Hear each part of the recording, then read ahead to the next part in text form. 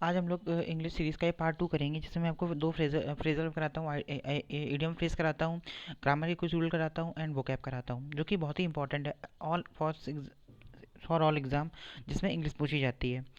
ठीक है, तो ये मेरी एक तरह से नई पहल है, जिसके कारण कि हम उन चीज़ों को भी पढ़ सकेंगे जिसको हम थोड़ा सा छोड़ कर रखते हैं।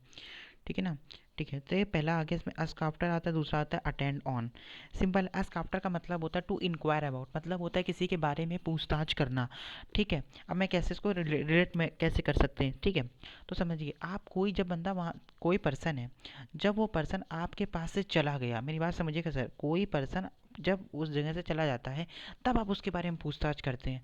जब वो जाता है, ठीक है ना, जब वो चला जाता है, तो ask आफ्टर, ask पूछा, बाद में क्या पूछा, जब वो बंदा चला गया, तो किसी के बारे में पूछताछ करने के सेंस में आपका ये आता है। दिस इज आपका एग्जाम्पल, ये आपका एग्जाम्पल दे रखा है, आप इसको समझिए।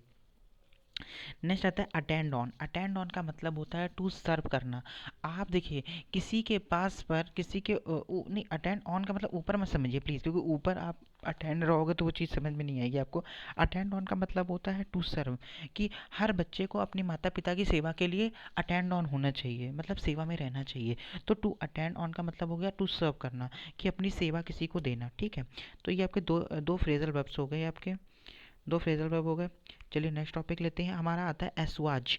एसवेज, एसवेज आपकी वर्ब होती है, इसका मतलब होता है किसी को शांत कर देना, कम कर देना, पेसिफाई कर देना, सूथ कर देना।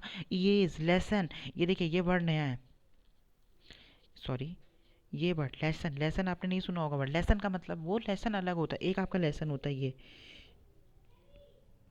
ये आपका लेसन होता है, जो आपका कोई मतलब पर्टिकुलर लेसन जो आप पढ़ते हैं, lesson one lesson two, this is not, this is lesson.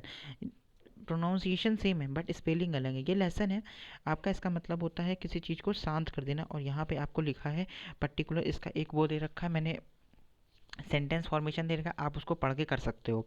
इसके मैंने सिनोनिम एंटोनिम्स दे रखे। नेक्स्ट आता है एलिविएट। एलिविएट का ऑल्सो मतलब होता है आपका एसवेज, मतलब होता है किसी को pacify, soothe, relieve, assuage, reduce, ease, lesson.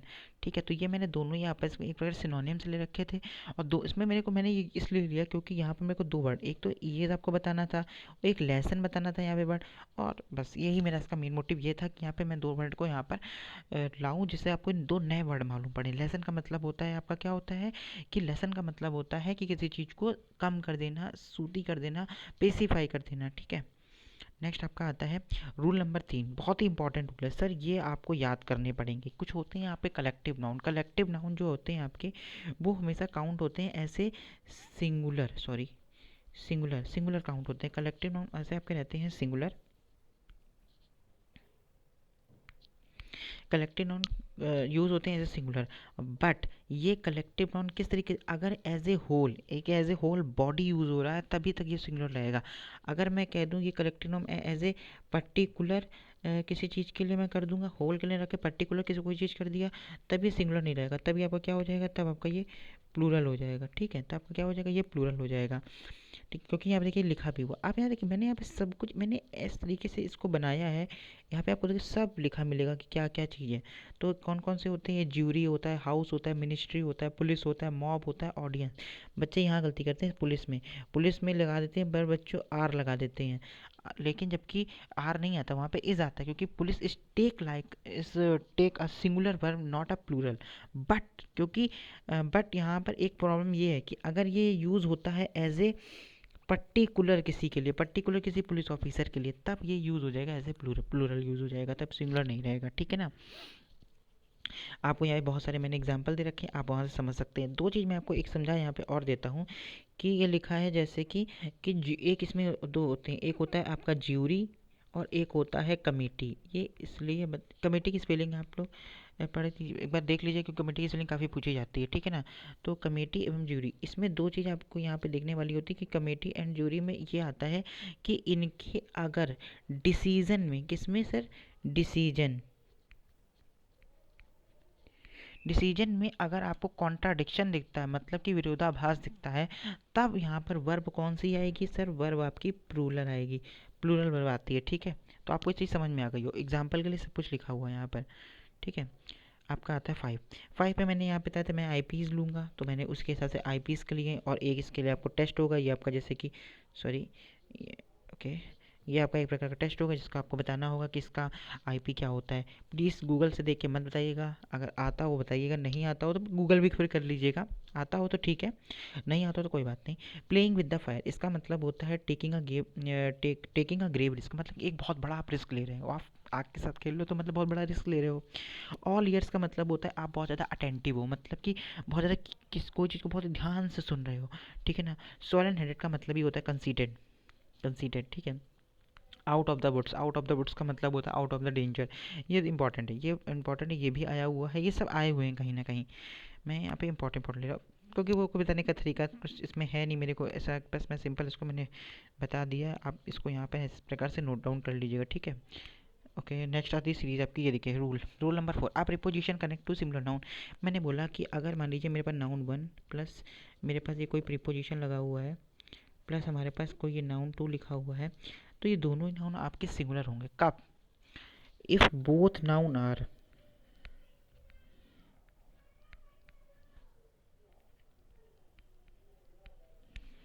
Both noun are same, दोनों ही नाउन अगर सेम है तो ये नाउन आपके, और पीछे प्रीपोजिशन चिपका हुआ है, दो नाउन है, दोनों नाउन सेम, मतलब विलेज आफ्टर विलेज, तो ये नाउन सेम हो गए तुम्हारे, आफ्टर एक प्रीपोजिशन हो गई, तो बस सीधी सी बात है यहाँ पर जो वर्ब आएगी। आप देखिए यहाँ पर पहली बात तो यहाँ पे दो एरर पूछ रहा है, यहाँ पे दे देगा जैसे कि विलेजेस आफ्टर विलेजेस, ठीक है, तो ये एक तो पहली बात गलत है, यहाँ पे विलेजेस नहीं होगा, विलेजेस नहीं होगा, विलेज आफ्टर विलेज होगा, और ये वॉज आएगा, ये कन्फर्म है, यहाँ पर तुम्हें एक एरर करके दे देगा वर्ब।